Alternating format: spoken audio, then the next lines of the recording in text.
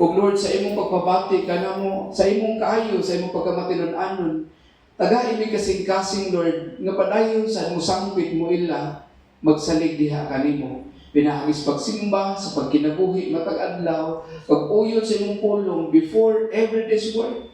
Help us, Lord, to seek your face, your leadings, O God, and teachings, O Lord.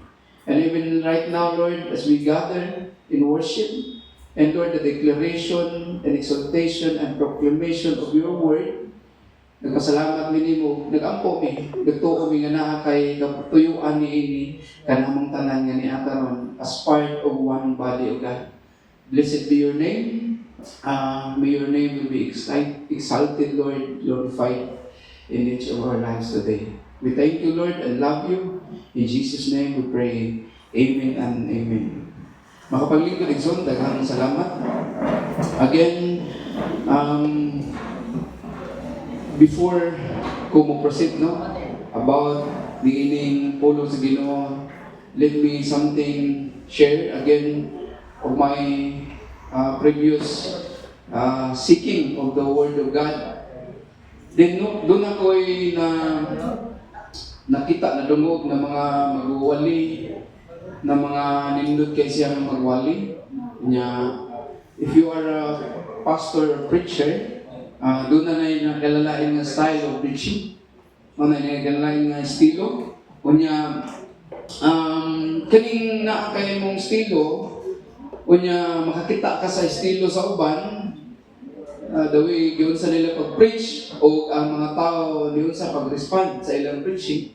Kasi makaana ka nga, murag na kay self-pity ba?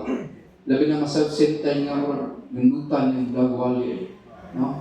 And most of these speakers, labi na sa gawas, mao ni mga tawag nga preacher, kanya mga motivational. Maayo kayo mag-motivate ba? And when something kada nakadungog ko and i-balance na ko ang tanan kay sometimes ang mind ako ba nindot sa Lord kiba, nindot yung mawali ka na masabtan dyan kininginan pero naaday dili maayo mga kaigsunan. Even myself nakabantay ko because most of this motivational which I share to you ang masabtan po ninyo kay sa mga magwali naglalain sila estilo pero sometimes doon ay bantayanan. Ang mga bantayanan nini na it can be nahimo siyang motivational. Yes, there's no wrong of being motivation, pero ang problema nining kasagaran ng motivational speakers is ilang gi-exercise and gi-encourage ang imong kaugalingon to act rather than God. Okay? Like for example, maingon sila sa imong kaugalingon, nakakay potential, nakakay kusog na kay power. Bangon. You need to think. You need to act. You need to do. Nakafocus sa iyo. Imong gagalingon. And sometimes, muragi kani sila, something nagsulti sila, you need to act on your own. Then, pero ang ikalain sa preacher about preaching the Word of God, o ang pulos Ginoo giwali gid ang pulos Ginoo. Diba? Giwali ang pulos Ginoo in line sa atong mga panginahanglan, in line sa atong mga trials or struggles sa kinabuhi. So in other words, we are acting not in the sense of our own, but we are acting by God through His Word. Diba? Mauni ang preaching. That is why mga kaigsunan, it sounds maayo kayo mawali ba, pero no, they are something lang motivating. If wala na yung motivation, wala na. So, ang point ni Igsoon is, ang atong root good nani is the Word of God. Na ang pulong gid Ginoo. So, clearly, klaro kayo, we study the Word of God, we preach the Word of God, and diha ta makuha application. Unsay itawag og pulong sa Ginoo. We know that the Word of God is dunay itaw timeless truth. Bisan kani adto pa na hangtod karon o bisan sa maabot, applicable gihapon na. Okay? Now, nining bagong tuig as a pastor by the grace of God, ikaduhang Domingo karon, wala sa taylain nga hunahunahon for the good and the glory of God in the church. And dako kay nagpasalamat sa grasya sa kamot sa Ginoo nga gihatag year 2025. Although kung atong ilang taon pagbalik, dili lang siya more on material blessings, possessions, favor, kung dili doon na sa mga struggles. Doon na yung mga trials, doon yung mga testings, doon yung mga dealings, doon yung mga gitawag sharpening, di ba? Mga bay nag-iray. Salamat as Ginoo naka-survive na niya na.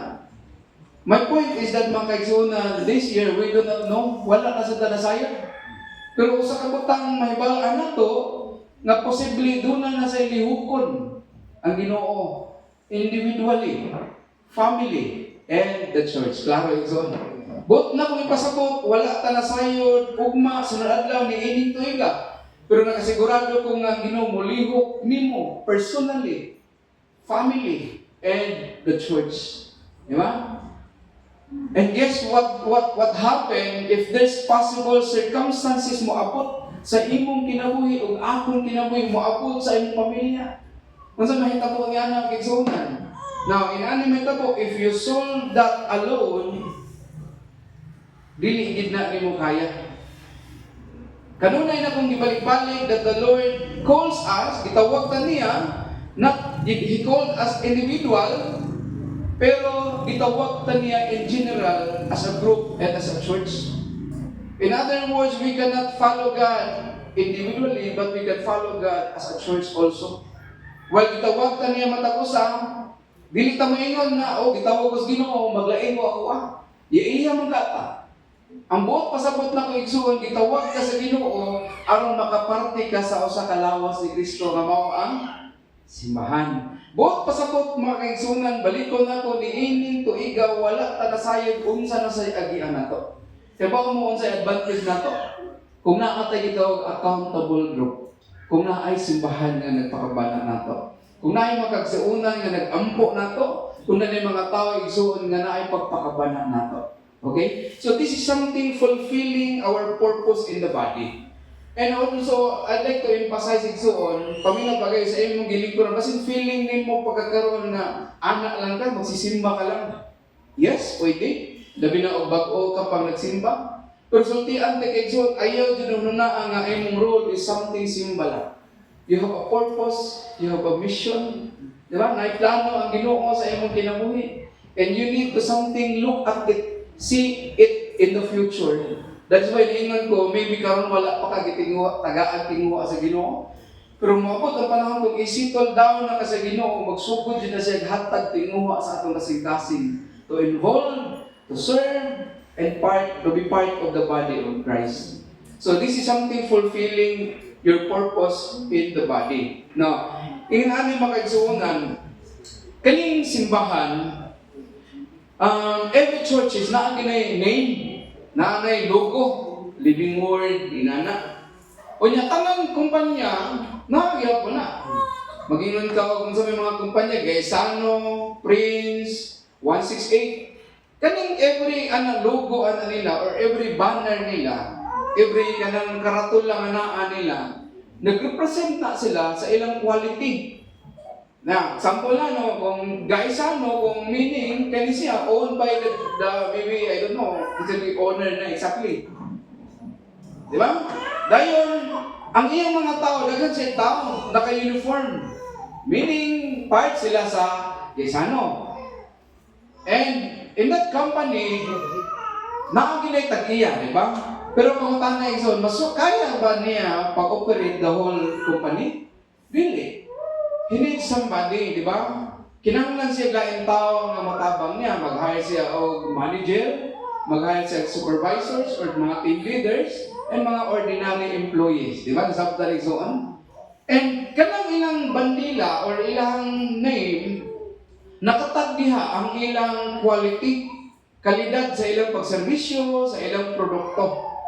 Di ba? Sa iyo na ito pag-identify ang branded o ang dili branded. Di ba? Ma-identify na ito tungkol sa ilang quality. Now, kana siya na every banner, every group, every logo, nag-represent na siya, asa ka na bilong. Now, asa ka na bilong, unsay kalidad. And ang point na ko igsuon, we as the church, as in Living Word, in Baksan, sa labi na naa sa tay karatulan ay mga tao mo agi diha, maka-identify na sila kung maunsa ta nga klase nga tao. No? Asa ta nabilong? Kinsay nagdala na to, ang Ginoo at ang gilagaran, unsang klase, estilo dapat ato mga kinabuhi. Ilano mo sa mga tao nagalantang na to. Every wrong, every weak, every problem, every struggle, kung makita na sa tao na to, then maka-question sila, naamo ka na sa Ginoo. No? Example, if you have problem na nag-struggle ka or nag-backslide ka, or naka-drugs ka, example lang, makapangutana ang tao mo, naamo na sila sa Ginoo. Di ba, Diyos naman na sila. Nasabtan niya Exxon? So, ang brand, ang logo, naka-represent na kung kinsa ka na bilong. O importante kaayon na. Di ba? So, supposed to be, we are godly people, we are believers in Christ, and we belong to one body. That is why atong basahon Exxon diha sa 1 Corinthians chapter 12, makita nato diha ang pulong sa Ginoo ingon ni Paul about mga gasa, no, about sa atong mission and purpose din na sa iglesia. Sa 1 Corinthians chapter 12, sugod sa verse 4, ingon ang pulong sa Ginoo, may nagkalaing mga hiyas apan maurang espirituha ang naghatag niini. May mga nagkalaing paagi sa pag-alagad apan maurang ginuha ang gialagaran.